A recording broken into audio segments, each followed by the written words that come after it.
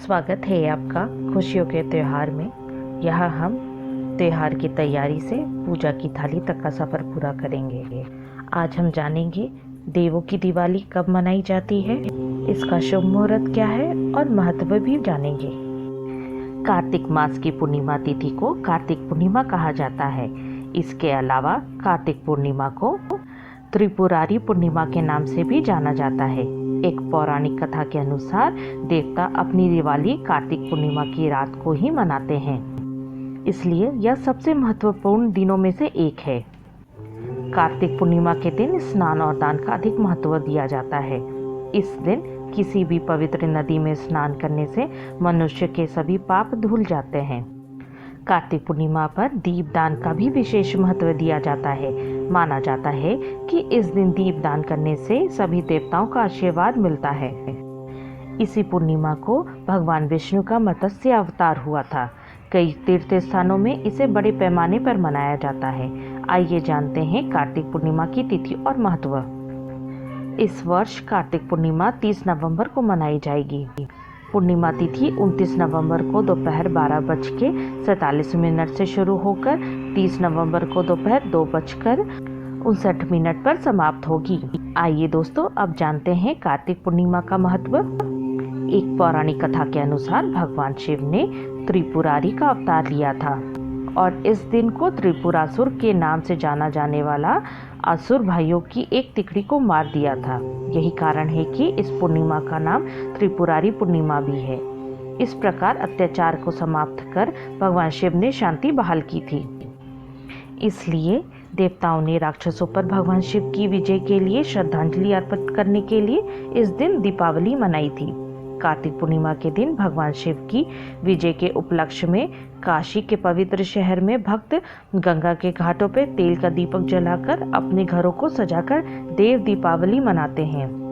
आइए जानते हैं दोस्तों कार्तिक पूर्णिमा व्रत की कथा।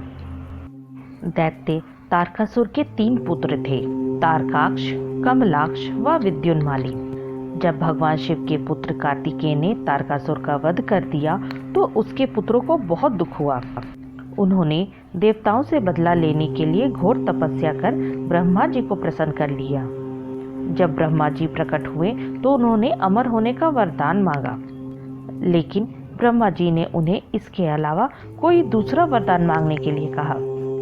तब उन तीनों ने ब्रह्मा जी से कहा कि आप हमारे लिए 3 नगरों का निर्माण करवाइए।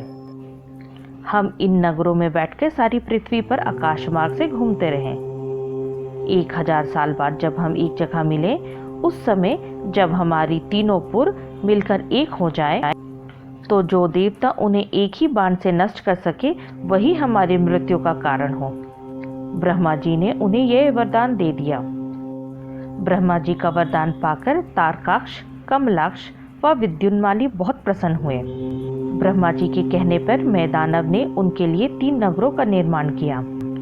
उनमें से एक सोने का, एक चांदी का व एक लोहे का था। सोने का नगर तारकाक्ष का था, चांदी का कमलाक्ष का व लोहे का विद्युन्माली का। अपने पराक्रम से इन तीनों ने तीनों लोक पर अधिकार कर लिया। इन दैत्यों से घबराकर इंद्र आदि सभी देवता भगवान शंकर के शरण में गए।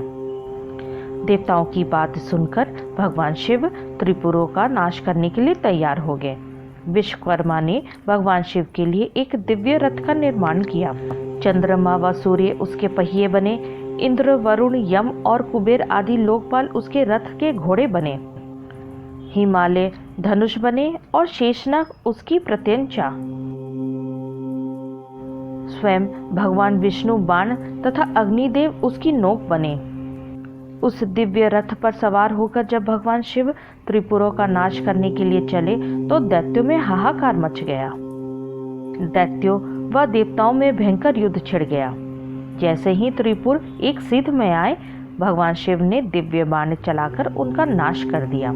त्रिपुरों का नाश होते ही सभी देवता भगवान शिव की जय जयकार करने लगे। त्रिपुरों का अंत करने के लिए भगवान शिव को त्रिपुरारी भी कहते हैं।